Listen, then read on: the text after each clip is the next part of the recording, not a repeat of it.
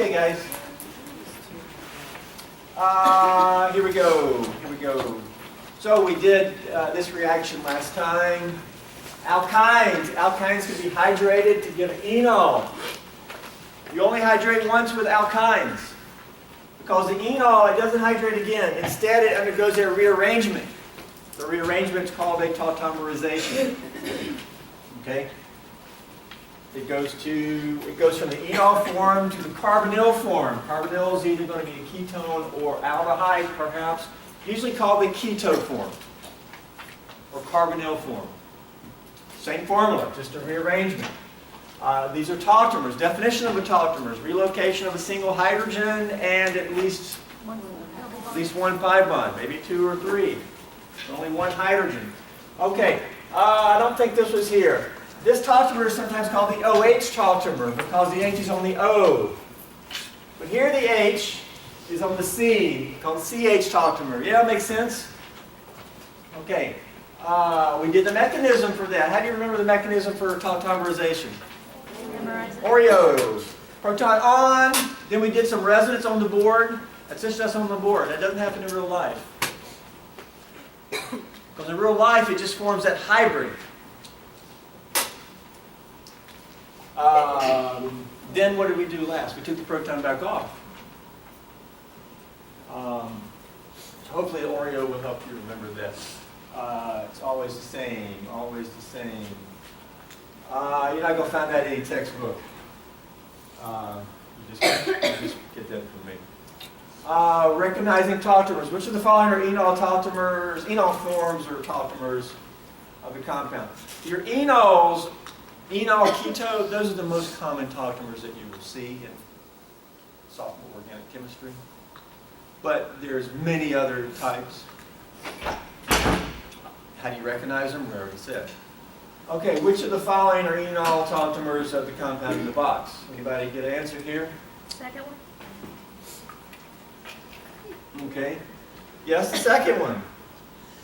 I kind of gave you a little more information than I call them enol tautomers. I just could have said which are tautomers. But if you just look at enol, that's an enol of that compound. Enol, alkene with an OH, enol, that is an enol. Isn't an enol of that? Well, yes it is. Yeah, that's the tautomer because the only thing that's moved is what? One of these H's is moved to the oxygen. And then we relocated the pi bond. Well, also here, that's also an enol. You got two different enols of this keto form. And the reaction above, we didn't show two different enols because only this one formed and then it converted to this. But we could have showed another enol of that because we could have had, that may be the same compound below. That's also an enol of that product. So both of these are enols of that. Is that the same compound below? It is, it's just turned around. Okay. And so the one in the middle and this one are the first two. Is this an enol of that? Well, there's two reasons you know. No. Why is this not an enol of that? First off, this ain't an enol, right? The OH is not on the ene. Not an enol. But what's another reason it's not? Is it a tautomer of that? Certainly not an enol tautomer.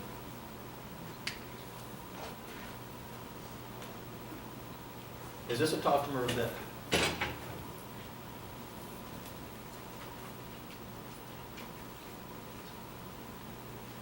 And going from here to here, do we just move one H? Move two.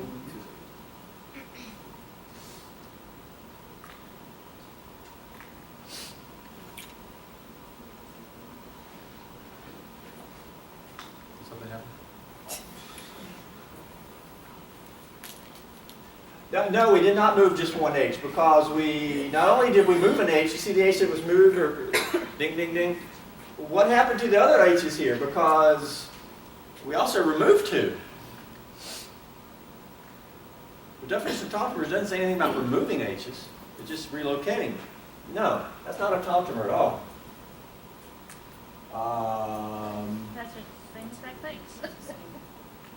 Oh, is it the same thing? Well, the next one. Okay, well that makes it a little easier, doesn't it? Is that right? What's the formula? Do tautomers have the same formula? Well, if all you do is move an H from one position to another, right? Same formula, I showed tautomers have the same formula, right? I mean, do these have the same formula? No. Do they have the same DUS? Yes. Oh, hold on. I'm wrong here. They do have the same formula. Because if I think about DUS, one DUS, one DUS. They both have the same formula. They both have the same formula, so that doesn't really work out. But what we've done, though, is we've moved more than one H. Okay? More than one H has been removed, so they're not tautomers. And that's the same thing. So that ain't a tautomer. And it's certainly not an enol tautomer. Down below, are these tautomers? Yes. That's my guess. Because moving an H. Same formula? Yeah, because they don't have the same formula. They ain't tautomers. Are they tautomers? What's going on here? What atom has been moved Hydrogen. in the connectivity? Yes, one hydrogen. One hydrogen. Where's, obviously, these here, there's one here, there's two here. One of these has been moved. Where's it been moved to? It's been moved to right there. Everybody saw that H there? Yeah. That's the only difference. Any other atoms been moved? No. Any pi bonds been moved? Yes. How many pi bonds have been moved? 2 pi bonds. One H has been relocated and 2 pi bonds. What does that make these? Yes, they're tautomers, right? Tautomers. A little bit more sophisticated than just an enol keto form. Okay, back over here, we also want to make sure we understand this. These are in equilibrium at any time. Anytime. Enol, keto.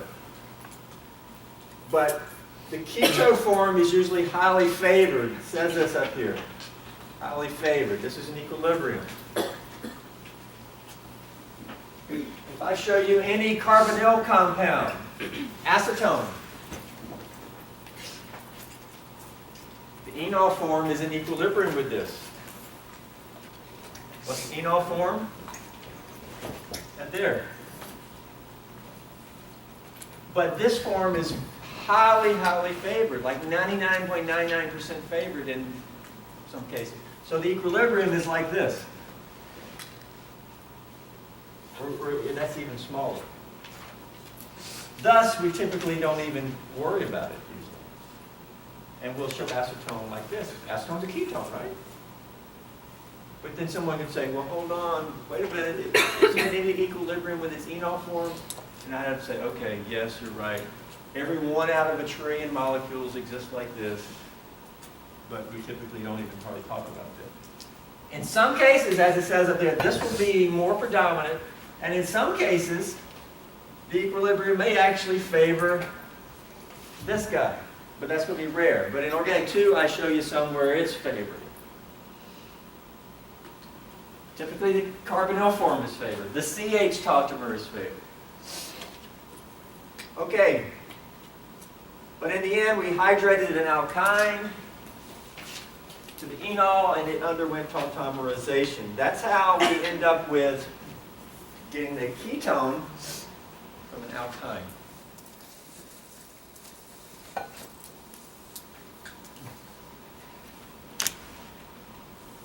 All right, next page. Questions, because we're moving on to a different topic. No, actually, we're going to look at it a little bit further here. And we'll be moving on. Okay, you can also hydrate an alkyne using, and remind me to go back and mention the mercury on the previous page, which we ignored. We can also do this with hydroboration oxidation, because we can hydrate an alkene that way. You can also hydrate an alkyne that way. What do we know about this hydration? Mercalmy complex, anti-mercalmy complex. Typical or atypical hydration? Atypical, anti-Markovnikov, meaning the OH is going to be on, Substitute. well, opposite from the cation, right? Where would you make cation, left or right? Left. So the OH is actually going to end up on the other part, the nucleophile, which, you know.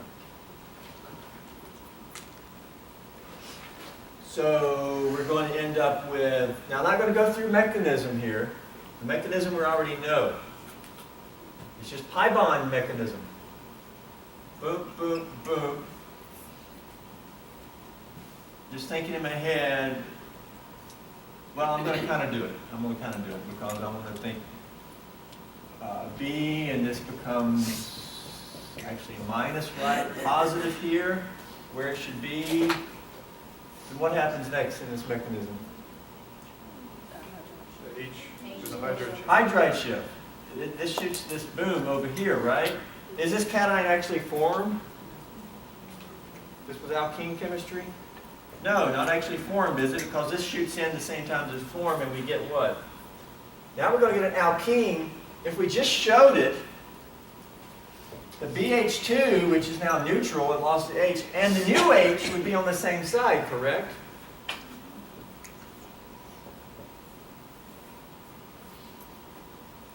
So this would be the hydroboration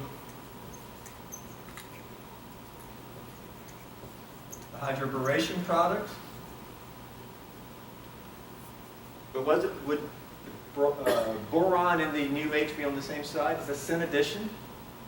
Because the H comes from the boron. Unless it shoots a boomerang, it's going to be on the same side. What does the peroxide and KOH do? Magic, right? Yeah. What does it do? Replaces the Okay, replaces that with an OH. I'll redraw that, but if we redraw it, what is that now? Magic. Isn't it that? If we just replace the boron? Okay. Well, what type of compound is that? There's your enol. And what do enols do? They become in equilibrium with the carbonyl form. So equilibrium establishes. Which form is typically favored when the equilibrium establishes? Keto. Okay. Can you show the carbonyl form of that? Well, it's already showed up there.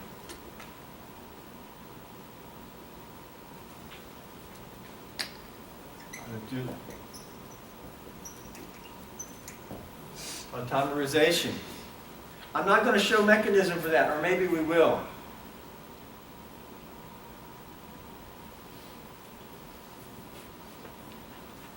Occasionally I get a student where I ask for this mechanism on a test or something, and the answer will be this here. Guys, that's not a mechanism there. I'm just showing you that we're going from here to there. I think you all understand that. That is not a mechanism, right? Just calling it a term is not a mechanism. The mechanism we can look at if you like. We looked at it on the previous page. Okay? Question? Test question.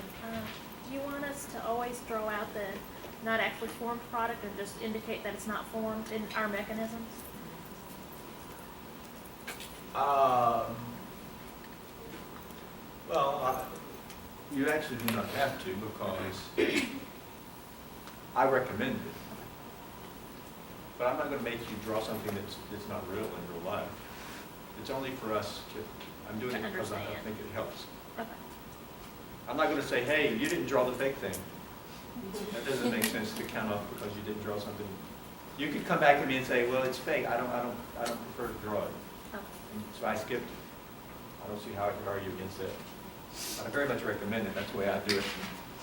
Because it helps me. But again, it's not, because again, if you want to do all this at once, it just, okay, tautomers, right? Is that it? That's an aldehyde. Remember, I like to draw in the H's on my aldehydes. That H is there. The N carbon has an H. The N carbon does have an H, it's just not drawn in there. This H is actually ended up here, because the second carbon only has one here, but the second carbon has two there. So you got to see how those are tautomers. Okay, mechanism for that. Could you do a mechanism for that tautomerization? What would be the first step?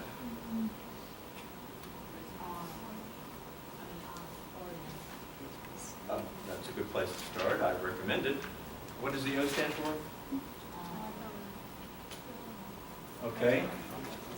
But we're under what conditions? Because the second step,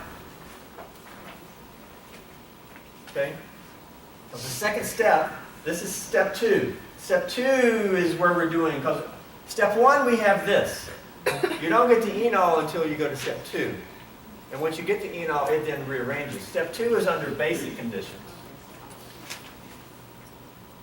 So Oreo, the O under basic conditions is off. Off. Because bases take H's off. You got a base here. Okay? I want you to do this on your own, but let's walk through it. Which H would you take off?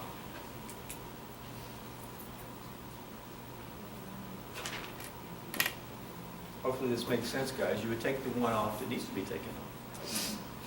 Which H needs to be taken off and going from here to here? The one on the O? Yeah, that's the one you would take off.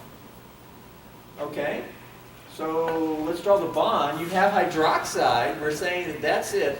Tautomerization is either capitalized by acid, H+, or base, hydroxide, under aqueous conditions. Can you show a mechanism for taking this H off with a base? Well, that's from 6 weeks ago. If you know it's a base and you got to take an H off, what is it? These electrons bond to the H. What happens here? These move here. And if that's the first step, then that's it. That leads to boom, boom, boom.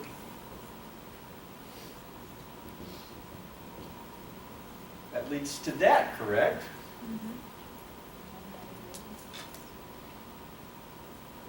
Plus water. That's what he expects you to do. The next step is then what? Take one pair and the oxygen wants to go and form a double bond. Okay, the next step is going to be called what? Resonance? How do you know resonance? Okay. Because Oreo, right? So now we need to look for resonance. Unless you don't want to follow the mnemonic, which I said works 100% of the time. Problem is we haven't covered enough resonance to really do this. The previous resonance we alluded to a couple of times. This resonance, I'll show you, we'll be doing it more next week after the test. We'll begin test 3 material with resonance. Resonance here is, I'm going to just draw the resonance structure. These electrons can be moved in here, but this carbon already has 4 bonds. Something's got to move away. The pi bond can move there. What does that arrow mean? That you should give a good attempt at. What do we now have? Well, we only are moving electrons, so it's a resonance structure. It's going to be boom, boom, boom,